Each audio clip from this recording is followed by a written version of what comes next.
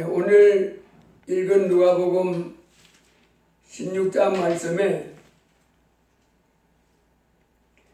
세상에서 자색옷과 고운 베옷을 입고 날마다 호화롭게 즐기던 부자가 죽은 다음에 음부에 떨어져서 불꽃 가운데 고통을 당하면서 내 열을 서늘하게 손가락 끝에 물을 찍어 내 열을 서늘하게 하소서. 그 부탁을 했는데도 그것도 거절당하고 거기에다가 너는 더 이상 거기에서 나올 수 없다. 그런 엄청난 말을 듣는 그런 인생을 떨어지고 만 모습을 우리에게 하나님 보여주십니다. 그래서 이 땅에 한평생 사람이 살다가 이 땅에 살고 있는 사람들은 많은 경우 죽으면 끝인 줄 알고 괴롭고 힘들면 자살하는 경우가 많잖아요. 그런데 몰라도 너무 모릅니다. 자살하면 끝이 아니라 지옥이 기다리고 있어요. 이 세상에서는 아무리 힘들고 어려워도 지옥에다가 비하면 어떻습니까? 천국입니다.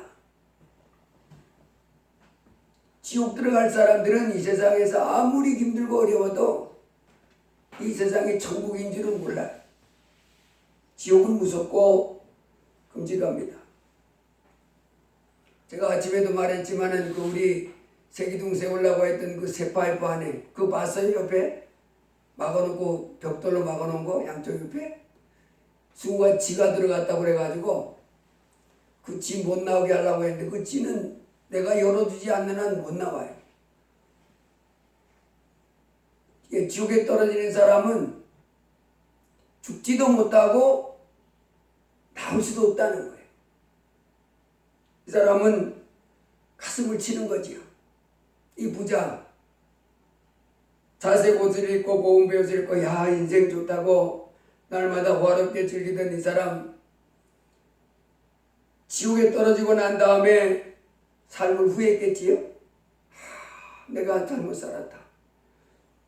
하나님을 경외하고 하나님께 순종하면서 하나님을 섬기며 살아야 됐는데 그렇게 살지 못하니 형벌이 끔찍하구나 이러면서 가슴을 치고 눈물을 흘리면서 통곡하고 이를 갈겠지만은 이제 기회는 없습니다.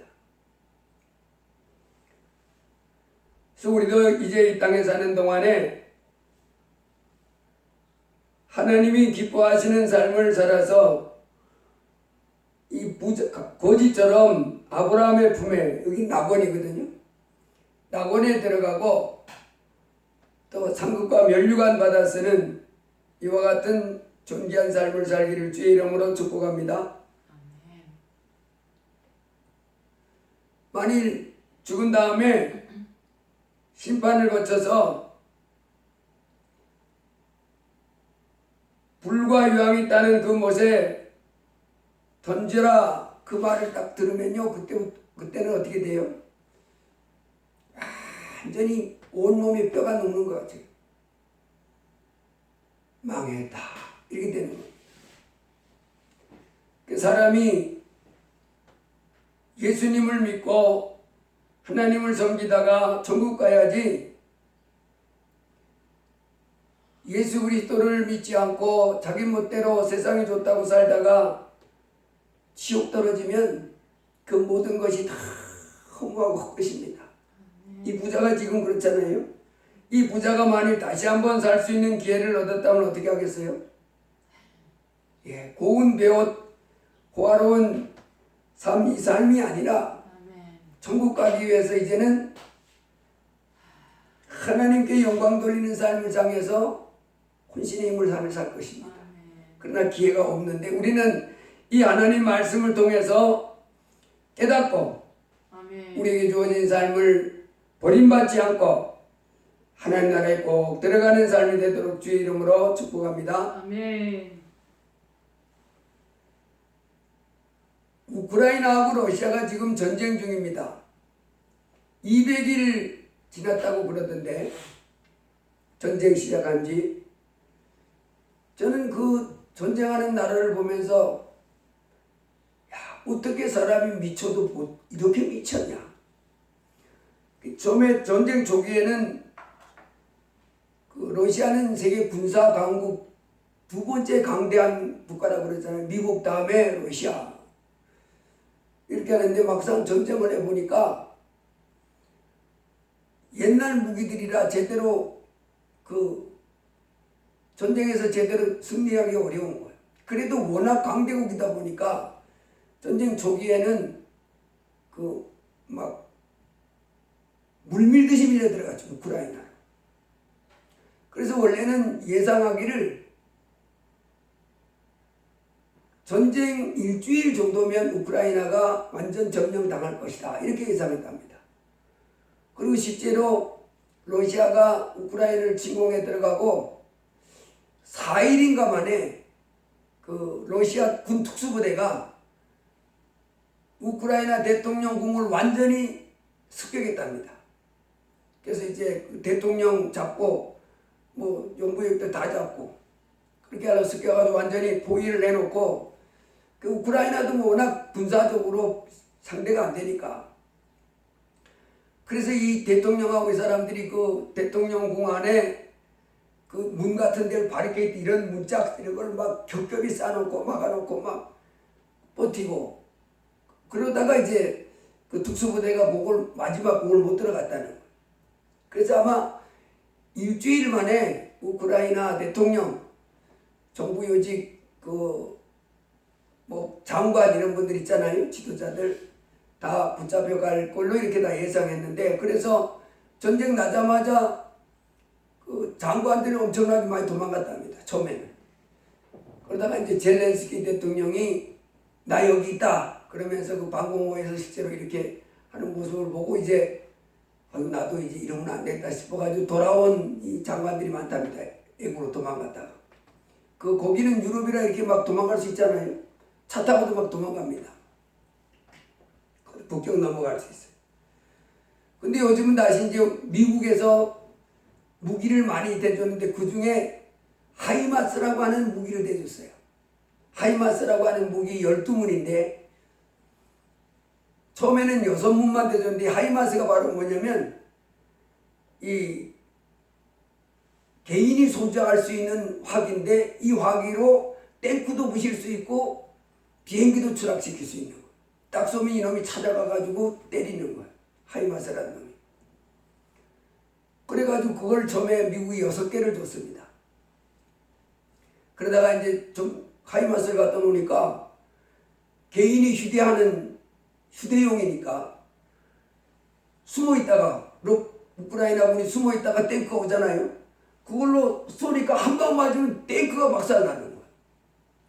무시무시한 거죠. 그러니까 막 개인이 숨어 있으니까 보이지 않을 거 아니에요.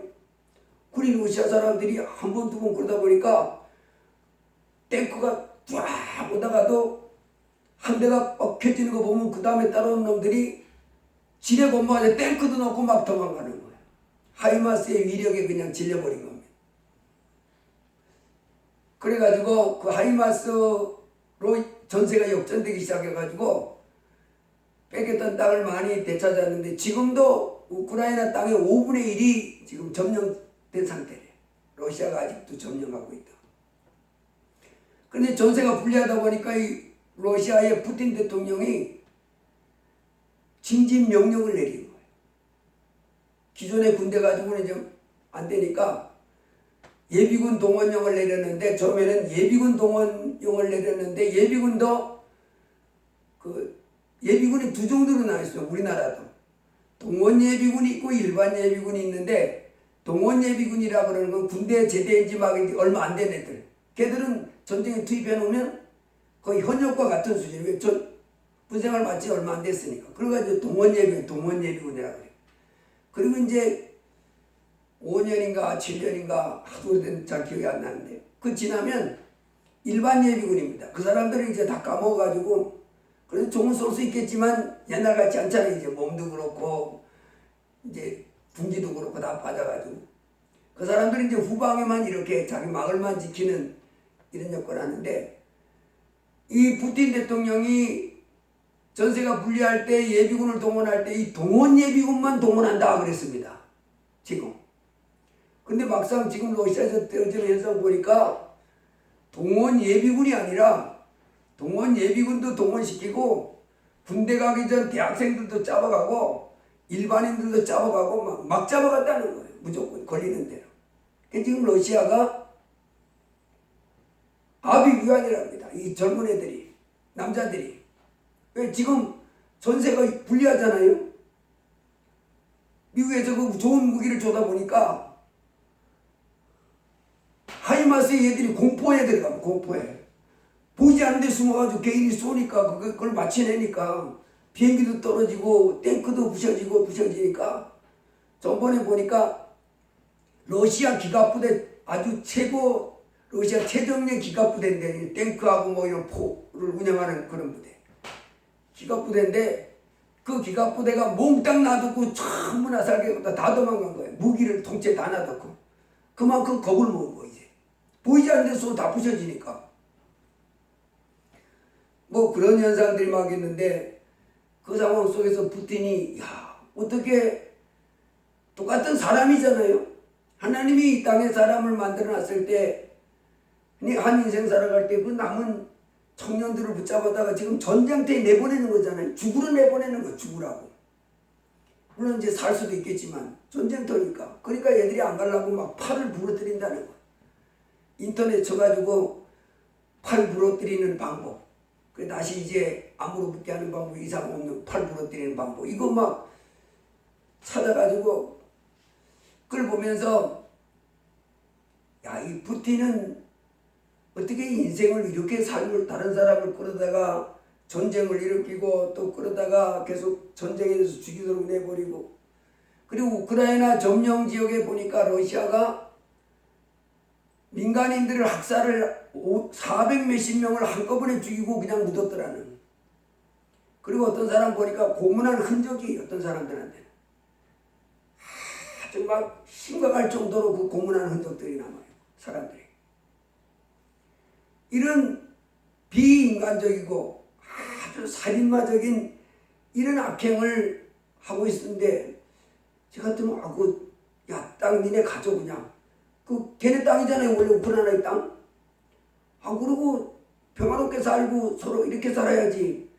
그걸 가지고 사람을 가기 싫어하는 젊은이들을 끌어다가 안 가려고 팔 부러지고 하고 강제로 끌어다가 막 온 가족이가 우리 아빠 죽지 않게 해달라고 막 하고 아들 죽지 않게 막 이런 울부짖음이 넘쳐나는. 그리고 전장터에 내보내고 쓸데없는 사람이 나와. 그러다가 전쟁터에 내보내. 전쟁터에 서로 죽이잖아요. 이런 일을 자행하는 것이 한 인간으로 났다고 어떻게 이렇게 사냐. 우리 하나님은 이 땅에 사는 삶이 그렇게 사람을 죽이도록 내보내고 이런 삶을 살지 말고 하나님을 경외하고 천지만물만 하나님을 경외하고 이웃을 사랑하며 살라고 그러는데 사람을 귀하게 여겨. 그런 일을 하지 않고 이렇게 살아갑니다. 자, 우리는 이 러시아의 이와 같은 그 푸틴이라고 하는 이런 정치 지도자, 우리나라 북한에도 그렇잖아요. 김정은, 김일성, 김정일, 김정은 다 공산주의 그 사상에 물들어가지고 사람 죽이는 거, 그들에게 고통 주는 거, 그리고 자기 배부르고 자기 권세 누리고, 이건 사람이 할 짓이 아닙니다. 하나님이 모든 각 사람에게는 다 평화롭고 복된 삶을 살 수 있는 권리가 있는 거예요. 그렇게 강제로 억압당하고 죽이고 고통당하는 이런 삶을 다른 사람에게 강요할 수 있는 권리가 없어요, 사람에게는. 근데 그렇게 자행을 하는 거예요, 악을. 그런 악을 살아가는 그런 위치에 있는 사람들을 보면 그 백성들은 고통을 당하고 괴롭잖아요. 그리고 죽임을 당하고.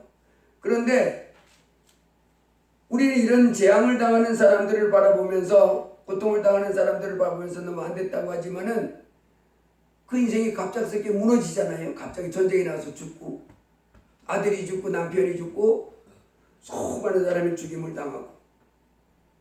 그런데 누가복음 13장에 보면 주님이 이런 말을 했어요. 갈릴리 사람들이 이같이 해받음으로 모든 다른 갈릴리 사람보다 죄가 더 있는 줄 아느냐? 너에게 이르노니 아니라 너희도 만일 회개하지 아니하면 다 이와 같이 망하리라. 또 실로암에서 망대가 무너져 지어 죽은 18사람이 예루살렘에 관 다른 모든 사람보다 죄가 더 있는 줄 아느냐? 너희에게 이르노니 아니라 너희도 만일 회개하지 아니하면 다 이와 같이 망하리라. 러시아와 우크라이나가 전쟁 중에 수많은 젊은이들, 전쟁에 나간 군인들, 민간인들도 죽임 많이 당하잖아요. 막 미사일을 쏘고 막 폭격을 해야 되니까 죽지요. 건물도 무너지고. 그래서 막 전쟁통에 죽어가는 수많은 사람들 바라보고 아이고 저 사람도 불쌍하다 안 됐다 싶지만은 하나님은 지금 우리에게도 뭐라 그러냐면 너희도 회개하지 않으면 저 사람들 저렇게 막 망하는 것들 망한다는 겁니다. 그래서 큰 재앙 속에 갑자기 자신의 삶이 무너져 내리는 그 인생이 불쌍하게 되는 그런 사람을 볼 때 이 땅에서 안전한 가운데 있다고 생각되는 나는 뭘 해야 되냐면 회개해야 된다. 하나님 앞에 온전히 돌아가는 삶을 사는 이와 같은 기회가 돼야 된다고 말씀합니다. 아멘. 이 땅에 살고 있는 사람들이 지금 간과하고 살고 있는 게 뭐예요? 내가 죽은 다음에 이렇게 하나님을 떠나서 하나님 말씀을 어기고 하나님 섬기지 않고 이렇게 내 마음대로 내가 좋은 대로 내 고집대로 내 악한 마음대로 온갖 악을 행하고 이렇게 살다가 죽으면 하나님이 심판을 거쳐서 그 죄값으로 지옥에 떨어진다 하는 것을 간과하고 있어요. 그러나 이거는 간과해서는 안 됩니다. 마음에 크게 생각하고 두려워해야 돼요.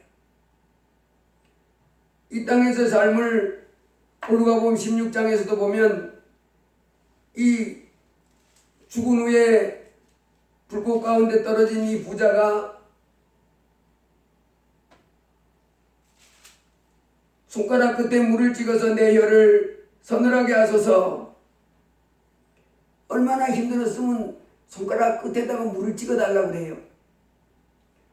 아니 컵 한 잔에다가 달라고 그래도 시원치 않은 판인데 어떻게 손가락 끝에 찍어달라고 그러냐. 그것도 과분하게 느껴진다는 거죠. 너무너무 뜨겁고 고통스러워. 거기에 대해서 거절당하고 또 구렁텅이가 있어 건너자 갈 수 없고 거기서 우리 건널 수도 없게 하였다. 그래서 이 땅에 우리가 사는 동안에 우리는 이제 하나님으로부터 새롭게 우리 생각을, 우리 마음을, 지식을 바르게 가져야 될 줄 믿습니다. 이렇게 한번 살다가 죽으면 끝이야. 이런 지식이 있는 이 세상에서 우리는 하나님 말씀을 통해서 어떻게 배워야 돼요? 아니다. 죽은 다음에 우리 육체는 흙에서 왔으니 흙으로 돌아가지만 우리 영혼은 하나님께로 가야 된다. 하나님께로 못 돌아가면 지옥으로 간다. 이거 배워야 됩니다. 사람들은 이걸 인정도 안 하고 받아들이려고도 안 합니다. 그러나 실상은 이대로 됩니다. 우리가 지지난주에 배웠지요. 느부갓네살 왕이 이런 꿈을 꿨지요. 강단 앞쪽으로 위에 화면이 안 나와. 느부갓네살 왕이 이 꿈을 꿨는데 박사들 보고 내가 뭔 꿈을 꿨는지 맞춰라. 그리고 해석해라 그럴 때 못 맞췄지요. 근데 이제 다니엘이 이 꿈을 맞췄잖아요. 다니엘이 이제 이 꿈을 다 마치고 이만큼은 금이요, 가슴과 팔은 은이요, 배와 넓적 다리는 노시요, 종아리는 철이요, 예, 발은 일부분은 철이고 일부분은 진흙인 것을 이렇게 봤으니까 거기서 이제 돌멩이 하나가 날라와가지고 발을 때렸더니 무너졌어요. 예, 그 신상이 와르르 다 가루같이 무너져서 없어졌고 우리 태산이 그 돌멩이를 때린 그 돌은 돌은 산더미같이 일었더라.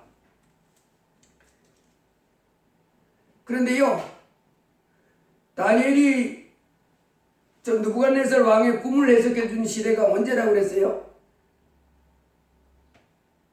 BC 600년경입니다. BC 600년경.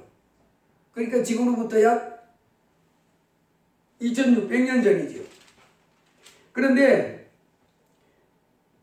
그 다니엘이 저 꿈 해석을 해주면서 뭐라고 말했어요? 금은 바벨론 왕. 예. 저 꿈을 그렇게 해석을 해주면서 이렇게 했는데 2장 44절에 보면 이 여러 왕들의 시대에 하늘의 하나님의 한 나라를 세우시리니 이것은 영원히 망하지도 아니할 것이요 그 국권이 다른 백성에로 돌아가지도 아니할 것이요 도리어 이 모든 나라를 쳐서 멸망시키고 영원히 설 것이라. 아멘. 사실 BC 600년경에 느부갓네살 왕의 꿈을 해석해 준 것이 우리에게는 지금 어떤 의미가 있어요? 아니 2600년 전에 다니엘이라고 하는 선지자가 그 바벨론의 느부갓네살 왕의 꿈을 해석해 준 게 내가 오늘 하나님을 섬기는데 어떤 관계가 있냐? 근데 성경은 하나님의 성경, 하나님 말씀에는 이것이 기록돼서 우리에게 지금 우리 보고 읽으라 그러는 거예요. 아멘. 여기는요, 지금부터 2600년 전에 해석해 준 그 가운데 다니엘이 뭐라고 또 말했냐면 이 여러 왕들의 시대에 하늘의 하나님이 한 나라를 세우시리니 이것은 영원히 망하지도 아니할 것이요 그 국권이 다른 백성에게로 돌아가지도 아니할 것이요 도리어 이 모든 나라를 쳐서 멸망시키고 영원히 설 것이라. 바벨론, 메데바사, 헬라 아랍 제국, 그 다음에 로마 이런 제국이 쭉 이어졌는데 하나님이 그런 제국을 다 마지막에는 그런 제국을 다 멸망시키고 하나님의 나라를 세운다 그랬잖아요. 이 땅에 하나님 나라를 세운다. 그걸 우리에게 이야기해 주는 거예요. 근데 여기 다니엘서 2장에 보면 그 다니엘이가 꿈을 꿔가지고 느부갓네살이 꿈을 꾼 거를 다니엘이 해석해 주잖아요. 근데 이 느부갓네살이 나중에 또 꿈을 또 꿉니다. 그리고 꿈을 꿨는데 그 여러분들 잘 아는 내용이죠. 자기가 어느 날 이렇게 꿈을 꾸는데 큰 나무가 있는데 그 나무에 뭐 새들도 짐승들도 다 금에떼서 이렇게 생활하더니 어느 날 하늘로부터 소리가 들리는데 잘라라. 그랬더니 하늘에서 또 천사가 와서 나무를 싹둑 자르더니 그 나무 아래서 깃들던 짐승들, 나무 위에 깃들던 짐승들, 새들 다 날아가고 그 잘라진 나무 구루터기를 철사로 꽁꽁 동여매라. 그리고 7배를 지내리라. 그 꿈을 꿨습니다. 이 느부갓네살이 그전에는 꿈 얘기를 하지도 않고 해석해라 이렇게 하더니 이번에는 박사들을 불러가지고 자기 꿈을 얘기해 줍니다. 이게 뭔 얘기냐? 그랬더니 아무도 못 맞히는 거예요. 그래서 또다시 다니엘을 보고 해석해 달라 그랬을 때 다니엘이 해석해 줍니다. 근데요, 이 다니엘의 꿈을 다니엘을 통하여 자기 꿈을 해석받은 이 느부갓네살 왕이 하는 고백이 있지요. 이 신상을 보고 그 꿈을 해석해 줬을 때 느부갓네살이 이렇게 하지요. 금, 은, 놋, 철 제국입니다 이것은. 그리고 머리는 왕입니다. 마지막에 이 열왕을 담을수록 하나님의 왕국이 세워집니다. 하나님이 나라를 세웁니다. 하나님의 나라. 그 나라는 무너지지도 않고 그 왕이 영원토록 다스리는 어마어마한 나라가 생겨집니다. 그랬을 때 느부갓네살이 다니엘에게 엎드려 절하고 예물과 향품을 그에게 주게 하니라. 그리고 이렇게 말합니다. 너희 하나님은 참으로 모든 신들의 신이시요 모든 왕의 주제시로다. 아멘. 내가 능히 이 은밀한 것을 나타내었으니 내 하나님은 또 은밀한 것을 나타내시는 이시로다. 아멘. 그리고는 다니엘을 높여 귀한 선물을 많이 주며 그를 세워 바벨론 온 지방을 다스리게 하며 또 바벨론 모든 제자의 어른을 삼았으며 아멘. 다니엘이 요구대로 사드락과 메삭과 아벳느고를 세워 바벨론 지방의 일을 다스리게 하였고 다니엘은 왕궁에 있었더라. 아멘. 그 다음에 또 이 다니엘이 그 꿈을 해석해 줬을 때 다니엘서 7장에 나오는데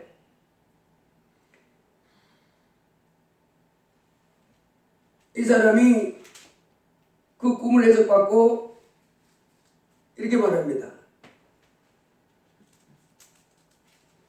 그 다니엘을 통하여 꿈을 해석받고는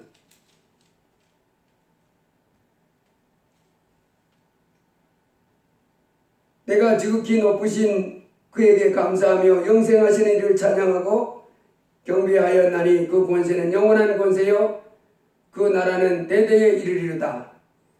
땅의 모든 사람들을 없는 것 같이 여기시며 하늘의 군대에게든지 땅의 사람에게든지 그는 자기 뜻대로 행하시나니 그의 손을 금하든지 혹시 이르기를 내가 무엇을 하느냐고 할 자가 아무도 없도다.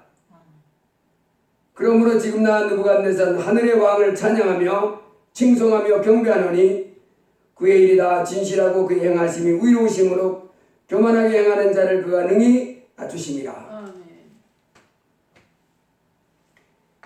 다니엘을 통해서 느부갓네살이 하나님을 체험하잖아요. 야, 너희 하나님 정말 높고 크신 하나님이다. 아멘.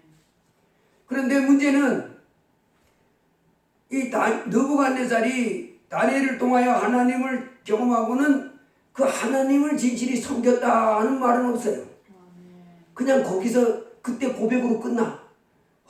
네가 섬기는 하나님이 참 하나님이다. 네가 섬기는 신이 참 신이다. 그 하나님을 알았으면 이제 뭐 해야 돼요? 잘 섬겨. 이제는 하나님을 섬기며 살아야지요. 아멘. 그런 성경에는 그가 하나님을 잘 섬겼다는 기록은 없어요. 첫 번째도 보면 니네 하나님이 최고다 하고 그 다니엘에게 절까지 했으면서 그 뒤 가서 뭐냐면 지 신상을 만들어 놓습니다. 엉뚱한 짓을 하는 거. 여러분 이제 우리가 꼭 알아야 될 것은 내가 예수 그리스도를 믿는다. 이런 사람들은 이제 하나님께 뭐해? 하나님을 섬기며 순종해야 되는 거. 아멘. 예수를 믿는다 하고도 여전히 자기 마음대로 살면 그건 하나님을 알고 섬기는 자가 아니지요. 예수 믿는 것이 아닙니다. 아멘. 그래서 누가복음 13장에 회개하라. 그 말은 하나님을 알고 이제는 그 하나님의 뜻을 깨닫고 거기에 순종하는 사람이 되라 하는 것입니다. 순종하지 않는 부분을 점점 더 날이 가면 갈수록 시간이 가면 갈수록 더 작은 부분에까지 점점 더 순종해 나가는 그 같은 사람으로 변화돼 가는, 그래서 하나님 보실 때 흠도 점도 없는 사람으로 이렇게 가기를 원하시는 겁니다. 이 땅에 살아가는 동안에 이제 우리가 살아가는 삶은 영생을 취하기 위해서 살아야 하는 삶이 되어야 됩니다. 아멘. 망하는 삶. 시편 37편에 보면 하나님이 우리에게 뭐라고 말씀하시냐면 악을 행하는 자들 때문에 불평하지 말며 아멘. 불의를 행하는 자들을 시기하지 말지어다.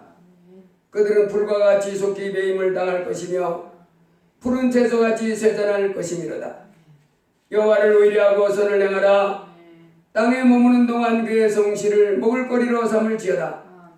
또 여호와를 기뻐하라. 그가 내 마음의 소원을 내게 이루어 주시리로다. 내 길을 여호와께 맡기라.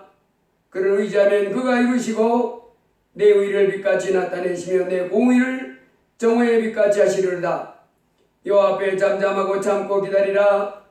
자기 길이 형통하며 악한 길을 이루는 자 때문에 불평하지 말지어다. 분을 그치고 노를 버리며 불평하지 말라. 오히려 악을 만들 뿐이라. 진실로 악을 행하는 자들은 끊어질 것이나 여호와를 소망하는 자들은 땅을 차지하리로다. 잠시 후에는 악인이 없어지리니 내가 그곳을 자세히 살필지라도 없으리로다. 악인이 칼을 빼고 활을 당겨 가난하고 궁핍한 자를 엎드려뜨리며 행위가 정직한 자를 죽이고자 하나 그들의 칼은 오히려 그들의 양심을 찌르고 그들의 활은 불로 지리로다.